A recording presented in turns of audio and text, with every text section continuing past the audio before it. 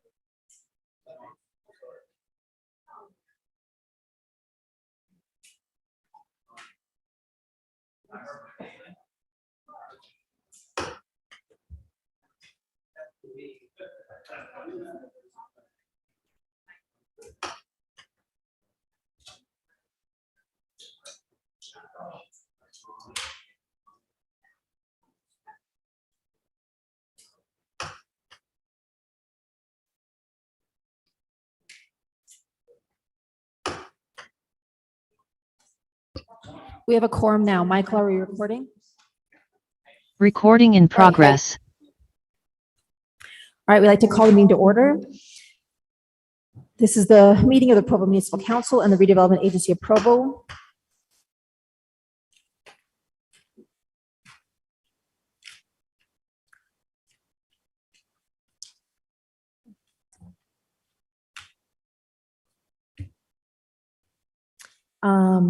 Tuesday, June 6, 2023 at 5:30 p.m. Members of the public can view council meetings on YouTube and Facebook, or they may attend in person in the council chamber at the Provo City Center. Note, I remind participants to mute your microphone when not speaking to minimize the potential for background noises and conversations to be picked up, recorded, and broadcast. I'd like to recognize Justin Harrison and Councillor Hoban and Councillor Ellsworth and Councillor Whipple, myself, Councillor McKay, Counselor Fillmore, Counselor Shipley, Mayor Michelle Kukusi, and our recorder. All right. The opening prayer will be provided by David Connect.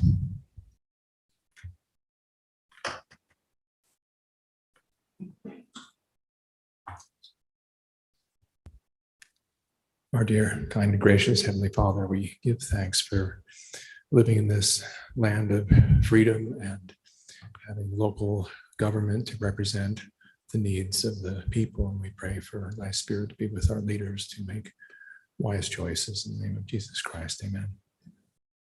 Thank you, David. I'd like to recognize that George Handley is excused today. The Pledge of Allegiance will be provided by Counselor Shannon Ellsworth. Please stand. I pledge allegiance to the flag of the United States of America and to the republic for which it stands, one nation, under God, indivisible, with liberty and justice for all.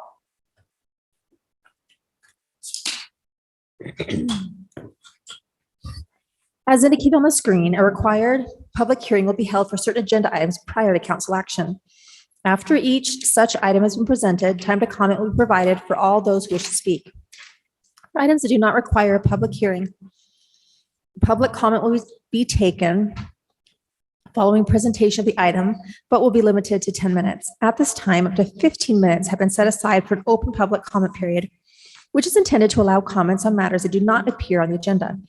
Persons who speak during this time to an item that is on the agenda will not normally be afforded a second opportunity to speak during the comment period specific to that item. During any public comment period, each speaker will generally have 2 minutes. Due to noticing requirements, no formal action will be taken in this meeting on matters that do not appear on the agenda. Those with comments are invited to approach the podium. Those participating on Zoom will need to use the raise hand feature to indicate they wish to comment. The chair may choose to alternate between in-person and online commenters. Please begin your comments by stating your name and your city of residence. You'll have 2 minutes to speak. Do we have anyone here for open public comment? Okay. The first action item is an implied motion on a resolution consenting to the appointment of individuals to various boards and commissions. And this will be presented by Mayor Michelle Kukusi.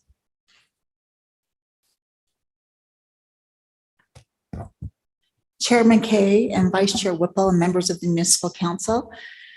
First of all, I just want to say our Christian in our office has really been working hard on getting our boards and commissions. And so I've got a lot to do tonight because this is usually when it turns over and we are on top of it. And it's exciting and yet a lot of work, a lot of outreach and luncheons. And do you want to stay on or do you want? I mean, it's just a lot, but I'm so proud of him for keeping track of all the comings and goings. So I am recommending the following appointments to Provo City boards and commissions as indicated below and submit this herewith for the council's advice and consent. The majority of these proposed appointments are reappointments of individuals currently serving. The exceptions are Jeffrey Olson and Barbara DeSoto. So first, Jennifer Burton. I am recommending Jennifer be reappointed to a 3-year term on the library board ending June 31st, 2026. Allison Condi. I am recommending Allison be reappointed to a 3-year term on the library board ending June 31st, 2026. Megan Pechtel. I am recommending Megan be reappointed to a 3-year term on the library board ending June 31st, 2026. Laureen Urquiaga. I am recommending Laureen be reappointed to a 5-year term on the Board of Adjustments ending June 31st, 2028. Hal Thacker. I am recommending Hal be reappointed to a 4-year term on the Building Inspection Board of Appeals ending June 31st, 2027. Edgar Escobar. I am recommending Edgar be reappointed to a 4-year term on the Building Inspection Board of Appeals ending June 31st, 2027. Megan Gilman. I'm recommending Megan be reappointed to a 4-year term on the Design Review Committee ending June 31st, 2027. And Carol Walker. I'm recommending Carol be reappointed as an alternate to a 4-year term on the Design Review Committee ending June 31st, 2027. Jeffrey Olson. Jeffrey is a long-term resident and previously served on Orem City Historic Commission. I am recommending Jeffrey be appointed to a 2-year term for staggering purposes on the Landmarks Commission ending June 31st, 2025. Jeff Ringer, I am recommending Jeff be reappointed to a 4-year term on the Landmarks Commission ending June 31st, 2027. Scott Bingham, I am recommending Scott be reappointed to a 4-year term on the Landmarks Commission ending June 31st, 2027.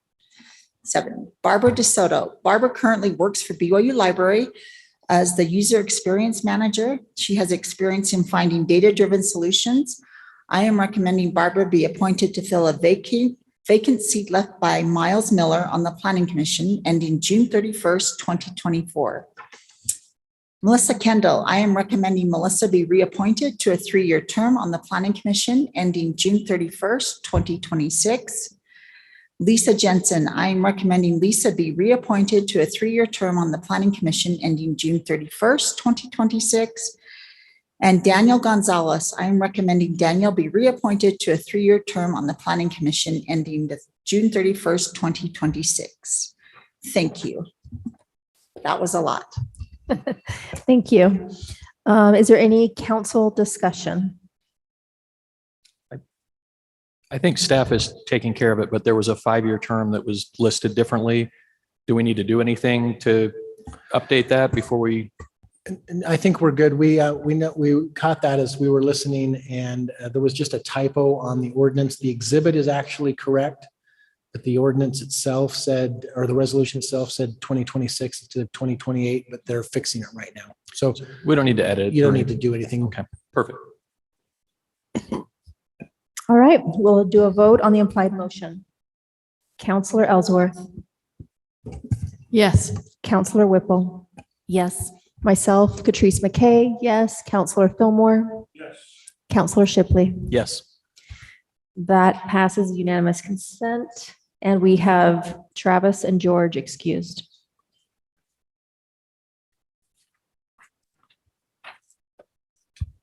Next, we have an implied motion on a resolution appointing an individual to fill the midterm vacancy on the Metropolitan Water District Board of Provo. And this will be presented by Brian Jones, our city attorney.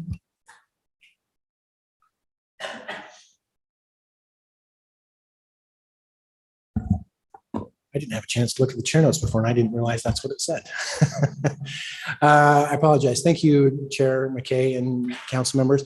So as we have talked about before, the Metropolitan Water District is actually an independent agency.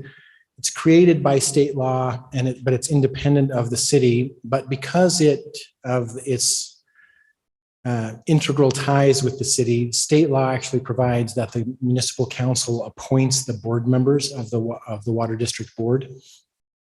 One of those members was until recently Cindy Richards, who passed away as we commemorated in a recent council meeting. Because of her passing, that position is vacant. And following the state procedure for filling an interim vacancy, the council staff posted a notice online that we were taking names of those that were interested and a time by which that needed to be responded to. And Christina Davis submitted her name. Many of you know her because she actually had applied last time there was a vacancy and had been considered and was so interested in the Metropolitan Water Board that she has actually been attending their meetings in the interim. But she was the only application or the only person that submitted her name. So the resolution that you have in front of you is to appoint Christina Davis to the Metropolitan Water Board of Provo for the remainder of this year to fill out the rest of Cindy Richards' term. I'd be happy to answer any questions. Thanks, Brian. Any discussion? All right, we will take a vote. Vice Chair Whipple. Yes. Counselor Ellsworth. Yes. Counselor Fillmore. Yes. Counselor Hanley is excused. Counselor Shipley. Yes. Counselor Hoban is excused. Counselor McKay, yes. All right, we will now have a presentation of the citizens' budget. And this will be presented by Abby Maccabee. Abby, did I say your last name correctly? Yes. Okay. Abby is our new intern. Hello. So this is the new Provo City Citizens Budget for the fiscal year of 2024. We really wanted to simplify it and make the information more accessible to all citizens of Provo. And so the first page has the revenue summary, which includes the total revenues and transfer ins. The total revenues and transfers in was $362 million. We also wanted to include where the revenues are coming from, and the most significant sources are utility services, grants, and sales tax. We also wanted to break down where taxes come from, and so the second paragraph gives a brief summary on that. And then we also wanted to inform citizens that Provo City has been named one of the best cities to do business in the United States, and that Provo welcomes new businesses to help boost the economy even further. And the general fund also shows which departments got money. And major transfers include $1.2 million for emergency response, $2.6 million for roads, and $2.2 million for parks and rec CIPs. The third page includes capital projects. So the capital improvement plan includes construction and maintenance of the city's infrastructure. And the capital projects are funded through various sources like bonds, loans, and grants. And we wanted to emphasize the four biggest projects that are going on for the fiscal year of 2024. And that includes the airport terminal expansion, the regional sports park, the new water reclamation plant, and the replacement of fire station number 1. The last page, it consists of the rates that are going up in the city. And so we summarize that wastewater rates are going up by 3%, energy is going up by 2%, and the water rate is going up by 5%. And to help mitigate the increase of utility rates, we included ways that Provo citizens could help mitigate those raises. And so we summarize that Provo City has discounts with this company called Ratio and their smart sprinklers. Those sprinklers help control the water according to the individual needs and the weather. The other way to mitigate the increase in rates is shade trees. So citizens can come to Provo City and get a shade tree that can help shade their home naturally, thus saving on energy. And then the last way is Provo City is offering rebates on sprinkler accessories. Specifically, there's these nozzles that you can put on your sprinklers that help spread the water further and also slows the water rate. And so you're saving water that way. And then the last page is just information about Provo City's elected officials and their contact information and the process in which the budget is adopted. That's it. Thank you, Abby. We'd like to open this up for public comment. All right, council discussion.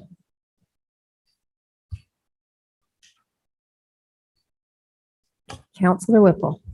I just want to thank you for putting this together. It's very clear, it's visually attractive, which actually helps make it a little bit more readable and everything.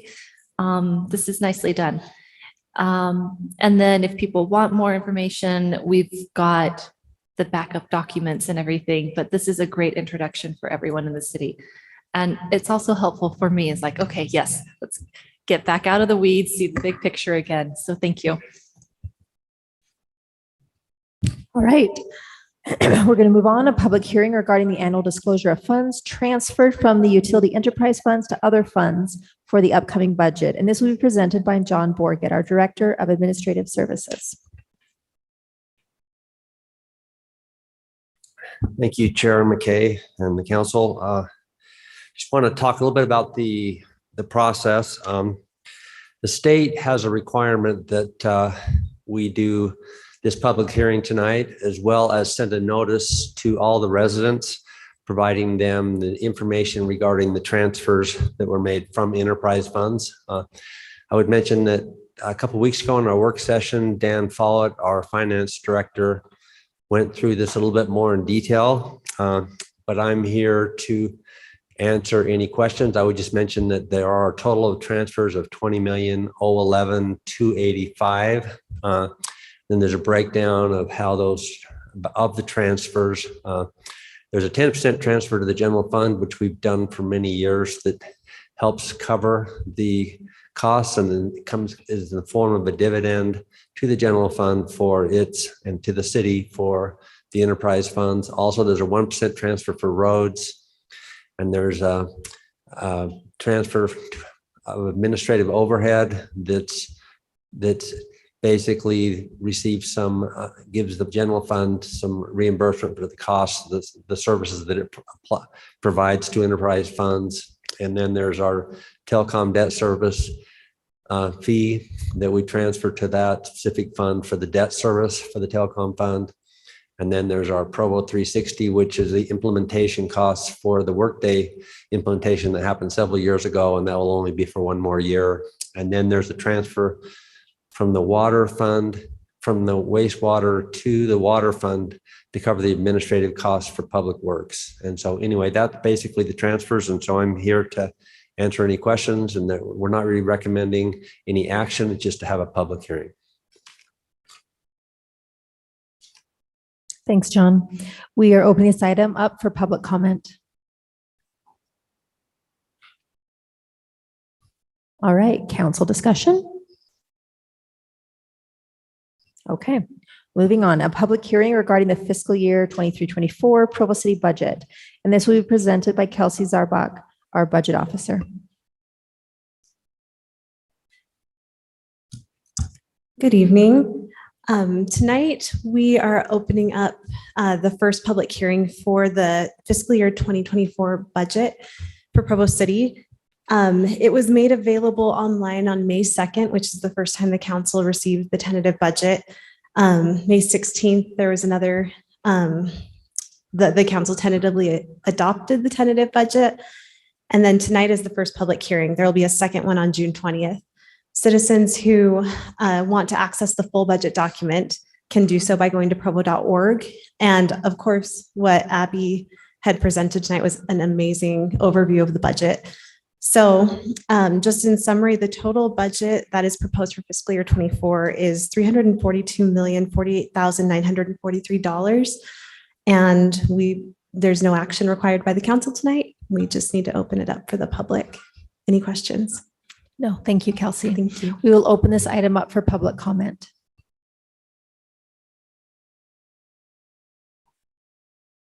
Thank you. If you can please just state your name and your city of residence. My name is June Welker, and I am a citizen of Provo. And I'm here to speak against the $200,000 increase in the police department's budget in the tentative city budget. Last year, officers of the Provo City Police Department were caught on camera brutally attacking an unhoused person on Center Street. The police department put out a press statement claiming that an internal investigation was going on, but I've yet to find evidence I've yet to find or see any resolution or discipline from said investigation. This encouraged me to look into the Provo Police Department's use of force manual, which I read all the way through and found to be depressingly inadequate for how much money we're pouring into them. A few highlights from it is that the section on training to decrease use of force is by far the smallest section in the manual. It only says that training should be periodic and subject to available resources. This vague behavior and language means that no training is actually necessary to be compliant with these rules. Additionally, it doesn't specify any amount of competency that officers must meet, a specific interval the training must be refreshed at, or anything else that would actually ensure these guidelines are followed. The decision as well of whether or not to launch an investigation into a use of force complaint is subject to a single person within the department, allowing for a single bad intentioned person to stand in the way of justice if it's so like. These investigations also happen to be overseen by other officers who may have a vested interest in protecting bad cops if the two are friendly. The board does not even have the ability to recommend discipline, and the chief of police then becomes another single person, a single point of failure in these investigations of use of force. This entire investigation process is clearly intended to make it extremely hard to remove bad cops, as seen by how many instances of single points of failures there are and how much police oversight is had over it instead of civilian oversight that is clearly intended as the best practice. This process stands in stark contrast to the most effective solution, which would involve a civilian oversight board for officer complaints whose members would actually make independent judgments and enact just discipline without any risk of conflict of interest. Additionally, civilians can't even verify the Provo Police Department is reacting to civilian complaints adequately. Most police departments in Utah don't even make public the complaints that are lodged against officers, so it's impossible for the public to know what percentage of complaints actually result in a substantive action. In conclusion, this money would be much better used basically anywhere else in the city as long as the police department is not providing adequate guidelines to ensure that use of force is not used against its citizen. And I'd suggest that it's used, for example, with the energy department to help them meet their goal of 45% green energy in the next year due to the devastating climate crisis that we are only beginning to see the effects of. Thank you. Thank you.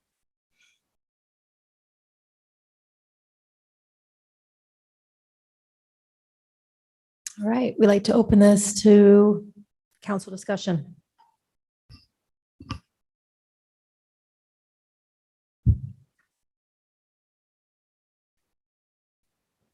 Councilor Whipple. I don't know that I have much to discuss on this right now. I just want to note that we will be having a special budget work meeting where we'll probably be talking in much more depth about the budget and concerns, and that will be next Tuesday. So it'll be a work meeting. The public won't be able to speak at that one, but they can certainly listen to it. So that is time set aside for spirited conversation. Thank you. Any other comments? At this time, we'll have a recess of the Provo Municipal Council. If there's no objection, we will now recess and reconvene as the Redevelopment Agency of Provo Governing Board by unanimous consent.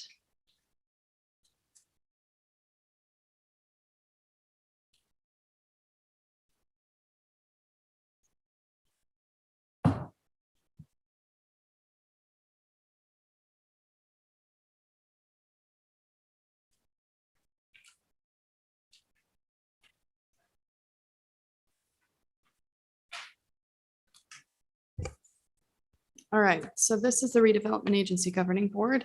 We will have a public hearing regarding the fiscal year of 2023 to 2024 for the Provo City Redevelopment Agency budget, and this will be presented by Kelsey Zarbach. Okay, this is just like the Provo City Budget public hearing. We're just opening it up to the public to comment on the redevelopment agency's budget, which was also presented beginning on May 2nd during the council meeting. The total budget for the redevelopment agency that is proposed for fiscal year 24 is $1,206,958. No actions required tonight, and it's just an opportunity for the public to comment. Any questions?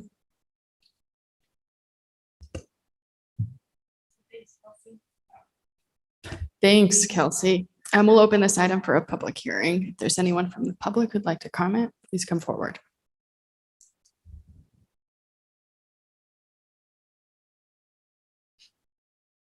Great. Okay, is there any council discussion? Yeah. Just a quick question. Are there any changes from the tentatives that we've already reviewed? So there will be a few changes, nothing significant, but we're going to go through that in the work meeting next week, just to outline what those are. Perfect. Thank So you. nothing's been presented yet. Okay. I'm not seeing any more discussion or questions from the board. So we will adjourn the Redevelopment Agency of Provo if there's no objection and convene as the Provo City Stormwater Service District by unanimous consent. All right, a public hearing regarding the fiscal year 23-24 Stormwater Service District budget will be presented by Kelsey. Okay, this is the last one. This is another public hearing item. The public can comment on the Stormwater Service District budget, which was initially presented to the council on May 2nd. Again, there will be another public hearing opportunity next council meeting on June 20th. Right now, the proposed storm drain budget is $6,213,623. Any questions? Thank you. We'd like to open this up for public comment. All right, council discussion. Okay, thank you, Kelsey. Oh, did Travis have a comment? All right, adjournment of the Provo City Stormwater Service District. We will now adjourn and reconvene as a Provo City Municipal Council by unanimous consent, if there are no objections. All right, we next have an implied motion on a resolution authorizing an interfund loan, a transfer, and an appropriation between the Parks and Recreational CIP Fund and the Golf Course Fund in the amount of $381,000 for the construction of a golf cart storage facility. This will be presented by John Borgett and Brett Watson, the golf manager.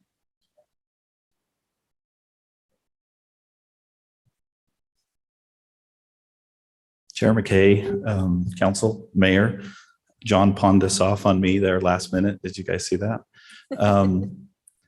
Do we have a presentation? There we go. Awesome.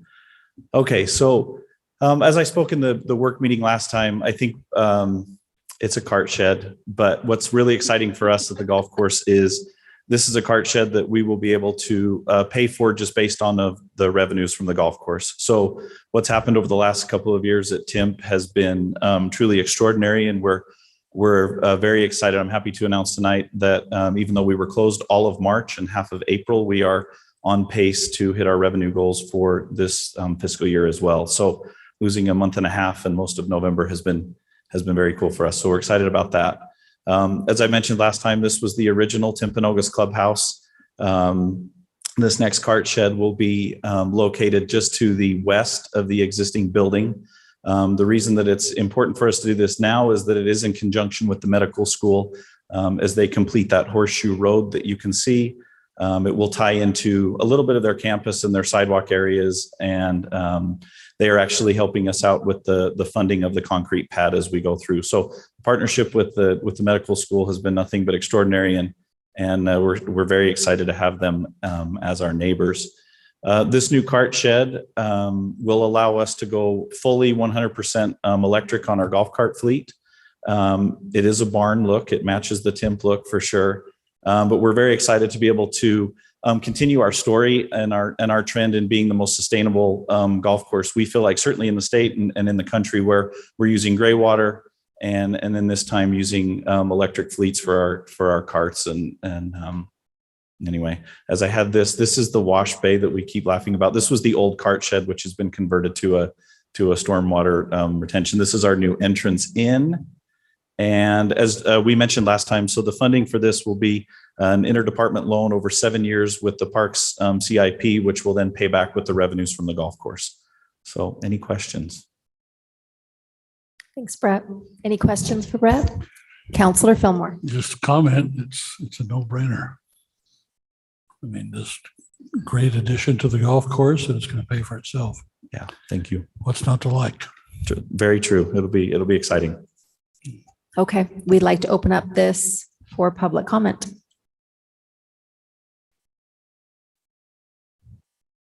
Council discussion. Anyone want to discuss?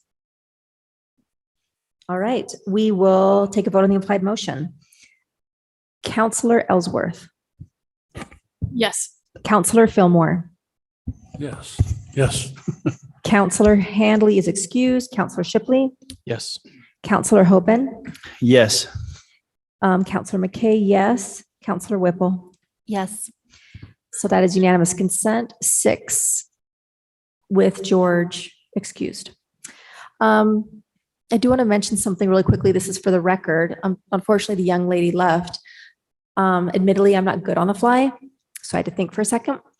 But I think it's important to acknowledge that we do have a police citizen board that does review any issues with the police.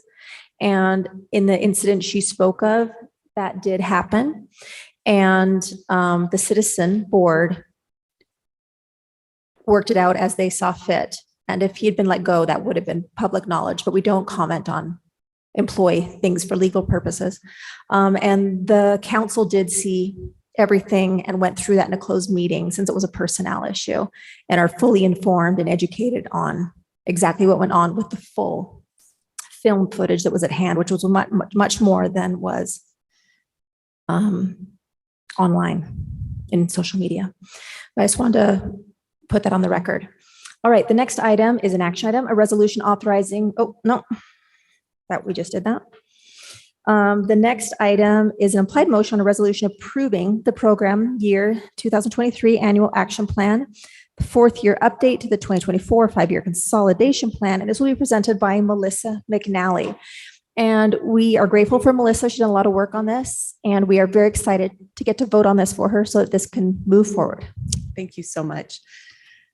So this is the second of two hearings for the annual action plan for the 23-24 fiscal year. And you've already seen all the slides. So just as a reminder for everyone, maybe. Here we go. So these are the proposed funding amounts, and this is what you will be deciding on this evening. Do you have any questions for me? Thanks, Melissa. Thank you. We'd like to open up this item for public comment. All right, council discussion. Councilor Whipple. Yeah, so the only thing that this doesn't show is how much more was asked for, how much need we have, how many other organizations in the community we were not able to fund, or the fact that some of these things that we are funding, we're only funding a small portion of what they asked for, which is why there's a long process with lots of stakeholders who are going through using criteria to evaluate this, because the need in our community is much greater than the resources that we have. And so the many people who've worked on this have done the very best they can to allocate it in a way that will serve the stated needs that we have for our community. And it's just hard that we couldn't fund, because I went to some of these meetings, there were really very worthy projects, very worthy organizations that do important work that we are not able to fund. So I want everyone to be confident that these projects and these organizations that we are funding do good work. They've been vetted. This is a good use of these funds for our community. And if we by some miracle get more, then we'll be able to do more work, because we've got people with good projects who are willing to help more too. Thanks, Rachel. Any other comments? All right, we'll call for a vote on the implied motion. Councilor Fillmore. Councilor Hanley's excused. Councilor Shipley. Yes. Councilor Hoban. Yes. Councilor McKay, yes. Councilor Whipple. Yes. Councilor Ellsworth. Yes. And that is a unanimous vote with Handley excused. All right, we have an implied motion on ordinance amending Provo City Code regarding downtown parking in sections 4.21A, .150, and 14.21B, .14. And this will be presented by Aaron Ardmore, our planning supervisor. Okay, thank you, Council. So the purpose of this, to give context for everybody listening, downtown businesses in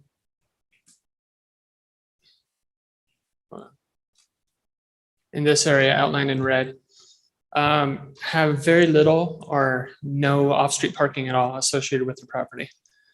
So through the years, a lot of these have turned over with similar uses. So not having parking was grandfathered in. Lately, we've seen a lot of changes of use in these buildings, and parking has been a stumbling block for some of these getting approved. So we're hoping that these text amendments can provide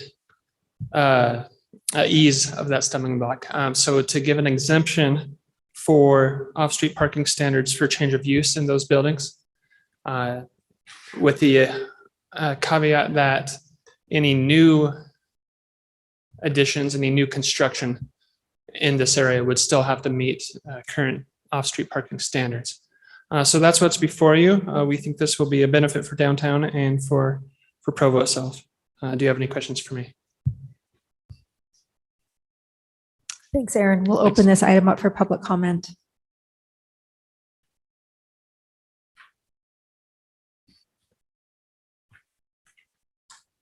All right, council discussion. Counselor Whipple. So the idea is that if the owner expands the property, like makes it bigger, then they would have to meet the standard parking requirements. For that additional square footage, right? Oh, just for the additional square Right. footage. So what they have on the ground floor, say it's the first 2 stories are there and they want to go a couple more stories up. And they're meeting all the design standards of stuff in downtown. Those additional new stories would have to meet the parking counts for that square footage and for that use. So if someone were to take one of these little buildings like the Kawakami building and tear it down because maybe it's not sound, because a lot of these are old Right. Adobe things, and replace it with something with the exact same footprint or square footage, would they still be exempt from providing off-street parking? No, so that'd be new construction. So they'd have to meet, they could go underground or they could park behind, but yeah, they'd have to be creative with the limited amount of space that they have. So if they renovated the existing building, Then they're still okay. then they're okay. Yep. And at what point does a renovation become something new? How much do you have to keep from the old, like, ship of Argos? So if you keep a wall up, then it's still a remodel, right? Okay. Yeah, that's really useful. And I mean, I know we've got some blank spots where buildings Yeah. have been torn down. So those would have to provide parking or seek those some other uses. variance. Right. Okay. Okay, to piggyback on that, you say that they would need to do it for the 2 floors they add on top. So they would need to create new parking. They couldn't use the stalls in front of that existing location. Right. Yeah. You can't count the on-street parking Okay. for that use. So they'd have to either get assigned stalls in one of the garages or provide it on-site. Okay, I really hope this works. Me And I too. hope that we don't regret it down the road. So worst case scenario, what if it becomes an issue where we're seeing, oh, this is not going well? Is it something where we could change the policy and then any new places Yeah. that want to, we couldn't retroactively do it, but any new businesses that tried to change what they do would have to meet new parking standards that we'd set? Yeah, you could see a day where maybe the program's not working, or maybe a day where these 1,200 plus stalls around downtown are starting to get filled up every day, right? And there's not so much vacancy in the stalls. Then we need to re-examine our code and our policies and come back with different amendments. Okay. Yeah. But staff feels like this is appropriate and going to be a success. at Yeah, the we time feel being. like there's plenty of surplus parking downtown right now. So Great. Let's fill some of these vacant storefronts. Okay. Any more discussion or comments? Chair McKay, if I could just make one comment, just the concept is the same, but we discovered last minute today an error in the package where the materials that were in the packet didn't actually include it. It was language that intended to do the same thing, but this is not the language that was in your packet. So this is new language if you reviewed your packet and anyway, I just wanted to call that to your attention in case you wanted extra time to look at it or review it. Okay, Counselor Hoban. All right, Aaron, I'm going to ask you to think abstractly. You're very direct and to the point. You just answer the question and move on. But what's like an example when you guys were discussing this of like, what's an Armageddon scenario here? Like Parkageddon, like everybody switches businesses to something that requires a ton of parking. I don't know. Like, have you thought, what's like one, maybe just give me like an example of concern or something you thought about that might be an issue. I'm trying to understand why this might be a problem and just trying to weigh both sides. Let me give you a couple examples of what started this discussion. If you recall, there's a conditional use permit question, just kitty corner from here. Yeah. Parking became an issue on that. Then Thread Wallet taking over one of the existing historic buildings about 240 West Center Street.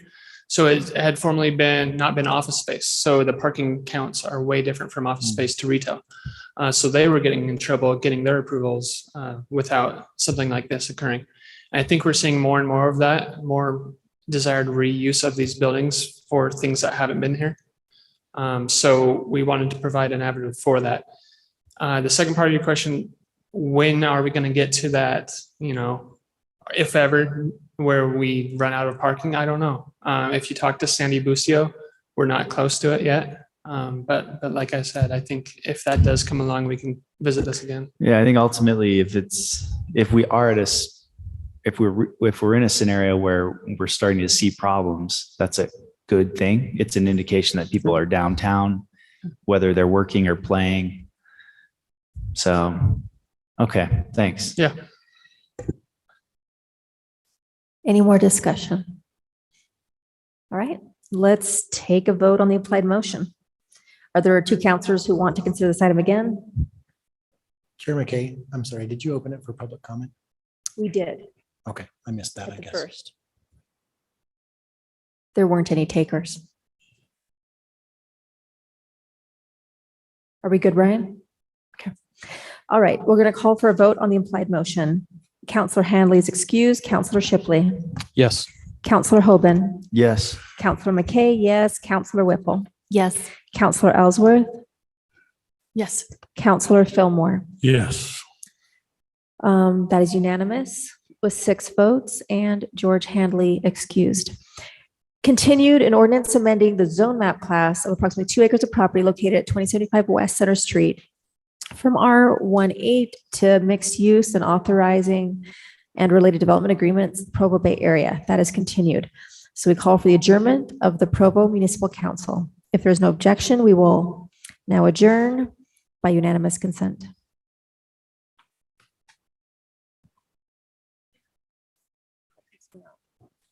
Like baby food.